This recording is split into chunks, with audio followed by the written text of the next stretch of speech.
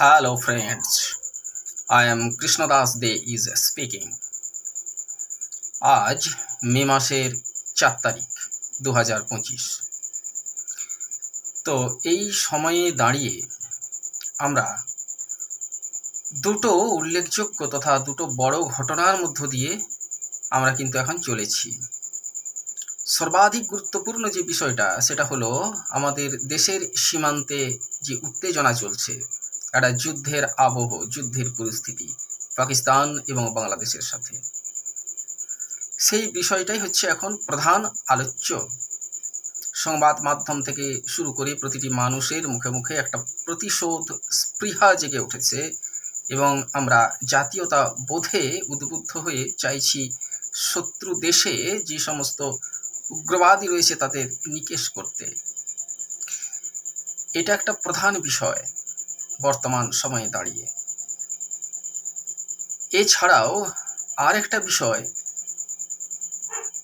খুব গুরুত্বপূর্ণ হয়ে আলোচনার বিষয়বস্তুতে উঠে এসেছে, সেটা হচ্ছে সম্প্রতি আমাদের রাজ্যের দীঘায় যে জগন্নাথ দেবের মন্দির উদ্বোধন হলো, সেই বিষয়টিকে কেন্দ্র করে আমাদের রাজ্য সরকার এবং মাননীয় মুখ্যমন্ত্রী মমতা ব্যানার্জির উদ্যোগে দীঘাতে এই জগন্নাথ মন্দির নির্মিত হয়েছে এবং গত 30 এপ্রিল তার উদ্বোধন হয়েছে, প্রাণ প্রতিষ্ঠা হয়েছে এবং উদ্বোধন হয়েছে। তো বিষয়টা এই পর্যন্ত হলেও তার একটা নির্দিষ্ট মাত্রা থাকতো, কিন্তু সেই গণ্ডিটাও অতিক্রম করে গেছে, সেই কাঙ্ক্ষিত গণ্ডিটা অতিক্রম করে গেছে যখন বিজেপির প্রাক্তন রাজ্য সভাপতি তথা বিশিষ্ট নেতা দিলীপ ঘোষ সস্ত্রীক সেই জগন্নাথ মন্দির উদ্বোধনে মুখ্যমন্ত্রীর আহ্বানে সেখানে উপস্থিত হয়েছেন। আজকে এই বিষয়টা নিয়েই আমি আমার বন্ধুদের কাছে দু একটা কথা শেয়ার করতে চাই। এখন দিলীপবাবু তিনি মুখ্যমন্ত্রীর আহ্বানে জগন্নাথ মন্দির উদ্বোধনে দীঘাতে গিয়েছেন। এই বিষয়টাকে সামনে রেখে বিজেপি দলের মধ্যে একটা গেল রব রে করে তেড়ে ওঠার মানসিকতা ফুটে উঠেছে। দলের মধ্য থেকেই অনেকে দিলীপবাবুর কঠোর সমালোচনা করছেন, এমনকি তিরস্কার করছেন। আমি সে বিষয়ে যাচ্ছি না, কারণ সেটা তাদের নিজস্ব দলীয় বিষয়, নিজস্ব রাজনৈতিক দলের দৃষ্টিভঙ্গি থাকতেই পারে। আমি বিশেষ কোনো রাজনৈতিক দল করি না, সেই দলের ঝান্ডা বহি না। আমি আম জনতা। সেই দৃষ্টিভঙ্গি থেকে আমি বিষয়টাকে একটু আলোচনা করে নিতে চাই। দিলীপবাবু এই যে মুখ্যমন্ত্রীর আহ্বানে জগন্নাথ মন্দিরে গেলেন, তাতে বিজেপি কি ভাবছে আমার দেখার দরকার নেই, তৃণমূল কি ভাবছে আমার দেখার দরকার নেই। আমি যেটা বলতে চাইছি সেটা হচ্ছে দুটো দিক থেকে বিষয়টা আলোচনা করব। প্রথমত, মুখ্যমন্ত্রী মাননীয় মমতা বন্দ্যোপাধ্যায় যেটা করলেন সেটা কিন্তু সামান্য বিষয় নয়। কেন সামান্য বিষয় নয়? না, তিনি একমাত্র বা প্রথম মুখ্যমন্ত্রী যিনি সরকারি অর্থে একটা মন্দির নির্মাণ করলেন। আজ পর্যন্ত ভারতবর্ষে কেউ এই সাহস দেখাননি। সরকারি অর্থে ভারতবর্ষের কোথাও মন্দির নির্মিত হয়নি। বিজেপি যদি কেউ মনে করে যে বিজেপি হচ্ছে হিন্দুত্বের ধ্বজাধারী, বিজেপিও তাদের কোনো বিজেপি শাসিত রাজ্যে সরকারি অর্থে কোনো হিন্দুদের জন্য কোনো মন্দির নির্মাণ করতে পারেননি, সেই সাহস দেখাতে পারেননি, যেটা পেরেছেন আমাদের মুখ্যমন্ত্রী মমতা বন্দ্যোপাধ্যায়। এই প্রসঙ্গে অনেকে এটাই বলবেন, আমি জানি, যে মমতা বন্দ্যোপাধ্যায় যেটা করলেন সেটা আদতে মন্দির কিন্তু নয়, সেটা হচ্ছে কি না জগন্নাথ ধাম কালচারাল সেন্টার, একটা সাংস্কৃতিক কেন্দ্র। ট্যুরিজমের টাকা থেকে সেটা নির্মিত হয়েছে, সাংস্কৃতিক কেন্দ্র। সে সাংস্কৃতিক, অনেকে বলছেন যে সাংস্কৃতিক কেন্দ্র ছদ্মনামে, মানে এই মুখোশের আড়ালে তিনি মন্দিরটা করেছেন।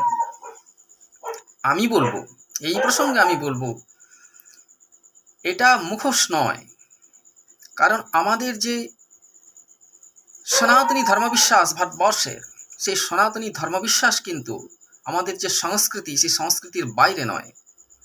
আমাদের যে কালচারাল হেরিটেজ, সেই কালচারাল হেরিটেজ থেকে এই হিন্দুত্ব, হিন্দু ধর্ম, একে বিসর্জন দেওয়া যায় না। এই সংস্কৃতি প্রায় 5000 বছরের প্রাচীন বা তারও বেশি হতে পারে। এই যে সাংস্কৃতিক উত্তরাধিকার, এই যে সনাতনীদের এই যে ধর্ম বিশ্বাস বা ধর্মীয় যে রীতিনীতি পালন, এই যে বিষয়টা, এটাই আমাদের কালচারাল হেরিটেজ, একে বাদ দেওয়া যায় না।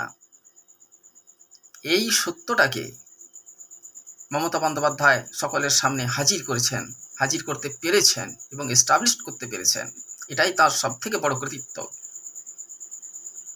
অনেকে যারা মনে করছিলেন এতদিন ধরে যে বিজেপি বা শিবসেনা বা ইত্যাদি যে কোনো দল, তারা হিন্দুত্বের সব থেকে বড় বার্তাবাহক, হিন্দুত্বের ধ্বজাধারী, তাদের সেই ভুল ভেঙে যাওয়াটা উচিত বলে আমি মনে করি। কারণ এই যে কালচারাল হেরিটেজ, এখান থেকে, এই জায়গাটাতে আমাদের যে সনাতনী ধর্মবিশ্বাস তাকে বাদ দেওয়া যায় না, তাকে বাদ দিয়ে কালচারাল হেরিটেজ হতে পারে না ভারতবর্ষের। সেই সত্যটাকে মমতা বন্দ্যোপাধ্যায় এস্টাবলিশ করতে পেরেছেন। তো দিলীপ বাবু, এবার দিলীপ বাবুর প্রসঙ্গে আসি। দিলীপ বাবু যে সেখানে গেলেন, তাকে সাংবাদিকরা যখন জিজ্ঞাসা করছেন, তিনি বারবার এই কথাটাই বলছেন যে দেখুন, আমি এটা কোনো রাজনৈতিক মঞ্চে আসিনি, যে তৃণমূল ডেকেছে তার মঞ্চে আমি এসেছি, এটা নয়। আমি এসেছি একটা ধর্মীয় প্রোগ্রামে। এই যে কুম্ভ মেলা হলো, কুম্ভ মেলায় প্রচুর মানুষ গেছেন, সেখানে সমস্ত রাজনৈতিক দলের সমর্থক নেতাকর্মীরা গেছেন, প্রতিটা রাজনৈতিক দলে গেছেন।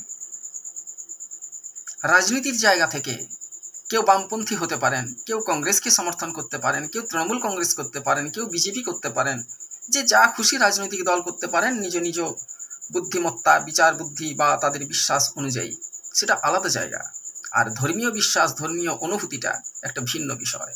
তো কুম্ভমেলায় তো গিয়েছিলেন প্রতিটা রাজনৈতিক দল থেকেই, তাদের সে রাজনৈতিক দলের পরিচয়টাকে নিয়ে নয়, ব্যক্তি হিসাবে, ধর্মপ্রাণ মানুষ হিসাবে তারা গিয়েছিলেন কুম্ভ মেলাতে। তো সেই দৃষ্টিভঙ্গি থেকেই আমি যদি ধরি, তাহলে 30শে এপ্রিল যে জগন্নাথ মন্দিরের উদ্বোধন হলো, সেখানে তো রাজনৈতিক ভেদাভেদ থাকার কথা নয়। রাজনৈতিক ভেদাভেদ ভুলে প্রত্যেকেরই উচিত ছিল সেই জায়গাতে যাওয়ার, এবং অনেকেই গেছেন। সেখানে এমন অনেক মানুষ গেছেন যারা হয়তো তৃণমূল কংগ্রেস করেন না, তারাও গেছেন। কেন গেছেন? কারণ সেখানে রয়েছে একটা ধর্মীয় অনুভূতি, ধর্মীয় আচার মেনে সেখানে জগন্নাথ দেবের প্রাণ প্রতিষ্ঠা হয়েছে, তাই সেখানে তারা গেছেন। এবং দিলীপবাবু গেছেন, সস্ত্রীক গেছেন।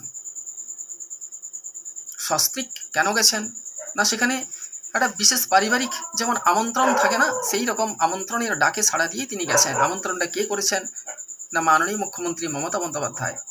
এবং সেখানে যাওয়ার পর মুখ্যমন্ত্রী তাকে সাদর অভ্যর্থনা জানিয়েছেন। দয়া করে এর মধ্যে রাজনীতি টেনে আনবেন না। অনেকে মনে করেন যে আরএসএস, রাষ্ট্রীয় স্বয়ংসেবক সংঘ, এরা হচ্ছে বিজেপির প্রাণ পুরুষ, প্রাণ ভোমরা হচ্ছে আরএসএস এর মতাদর্শ।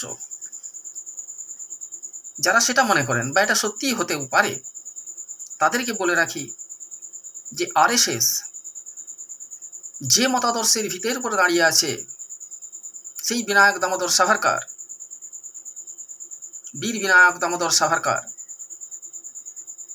তিনি বলেছিলেন যে হিন্দুত্ব কোনো ধর্ম নয়, হিন্দু হলো একটা জীবন দর্শন, একটা কালচার, একটা সংস্কৃতি। যে কথা স্বামী বিবেকানন্দ বলেছিলেন। বিবেকানন্দ যে ন্যাশনালিজমের কথা বলেছিলেন, সে একই ধারায়, একই ভিতের উপর বিনায়ক দামোদর সাভারকার তার থিওরি প্রতিষ্ঠা করে গেছেন। তিনি বলেছিলেন রাজনীতি হিন্দুত্বময় এবং হিন্দু ধাম যোধাভিমুখী করো, মিলিটেন্টাইজেশন অফ দ্য নেশন, এই কথা তিনি বলেছিলেন।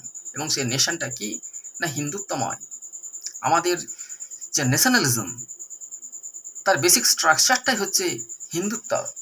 হিন্দুত্ব মানে কোনো একটা বিশেষ রিলিজিয়ান নয়, ভারতবর্ষের যে সংস্কৃতি, যে জীবনচর্যা, যে জীবনধারা, সেই সামগ্রিক রূপটাই হলো হিন্দুত্ব।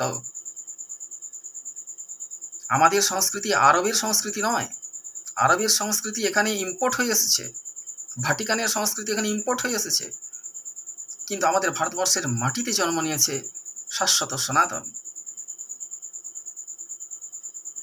এই কালচারটাকে তুলে ধরতে চেয়েছেন মমতা বন্দ্যোপাধ্যায় পুরীর জগন্নাথ দেবের যে মন্দির নির্মিত হলো তার মধ্য দিয়ে। এটা কালচারাল হেরিটেজ। সুতরাং সব থেকে বড় ব্যাপার হলো এটাই যে তিনি, আমাদের মাননীয় মুখ্যমন্ত্রী মমতা বন্দ্যোপাধ্যায়, শ্রদ্ধা জানিয়েছেন ভারতবর্ষের এই কালচারাল হেরিটেজটাকে, হিন্দুত্বকে। এবং এই যে হিন্দুত্ব, এই হিন্দুত্ব কোনো সংকীর্ণ হিন্দুত্ব নয়। এই হিন্দুত্ববাদ স্বামী বিবেকানন্দের মতাদর্শের উপর প্রতিষ্ঠিত। এই হিন্দুত্ববাদ বিনায়ক দামোদর সাভারকারের মতাদর্শের উপর প্রতিষ্ঠিত। আমি দেখলাম একটা সাংবাদিক সাক্ষাৎকারে দিলীপবাবু বলেছেন যে আমরা দীর্ঘদিন ধরে যে লড়াই চালিয়ে যাচ্ছি তার মূল লক্ষ্যটা কি। তিনি বলছেন যে যদি এটা বেসিক্যালি বিচার করা হয় তাহলে বেসিক্যালি বিজেপি কোনো রাজনৈতিক দল নয়। রাজনৈতিক দল নয় তো কি? তিনি বলছেন যে ভারতবর্ষের যে কালচার, যে সনাতন ঐতিহ্য, তাকে তুলে ধরার একটা যে টিম, একটা যে মিশন, সেটাই কার্যকর করতে চাই আমরা। আর সেই কাজটা আরও এক ধাপ এগিয়ে করে দেখিয়েছেন মমতা বন্দ্যোপাধ্যায়। তাহলে তার আমন্ত্রণে আমি যাব না? দিলীপবাবুর এই বক্তব্য। তো আমাদের এই যে ভারতের যে শাশ্বত সংস্কৃতি, যে সনাতন ধর্ম ঐতিহ্য, এটাকে সকলের জন্য উন্মুক্ত করে দেওয়া, সকলের সামনে তুলে ধরার জন্য আমাদের বারে বারে কৃতজ্ঞ থাকা উচিত আমাদের মাননীয় মুখ্যমন্ত্রী মমতা বন্দ্যোপাধ্যায় এবং দিলীপ ঘোষের উপরে। যারা এর বিরোধিতা করছেন তারা বেসিক্যালি ধর্ম নিয়ে রাজনীতি করছেন এবং আমাদের যে শাশ্বত চিন্তা ভাবনা, যে ভারতীয় সভ্যতা সংস্কৃতির যে ঐতিহ্য, তাকে খর্বিত করতে চাইছেন, খর্ব করতে চাইছেন। এটা কখনোই কাম্য নয়। এইটুকু বলে সকলকে ধন্যবাদ জানিয়ে জয় জগন্নাথ। সকলে ভালো থাকুন। নমস্কার।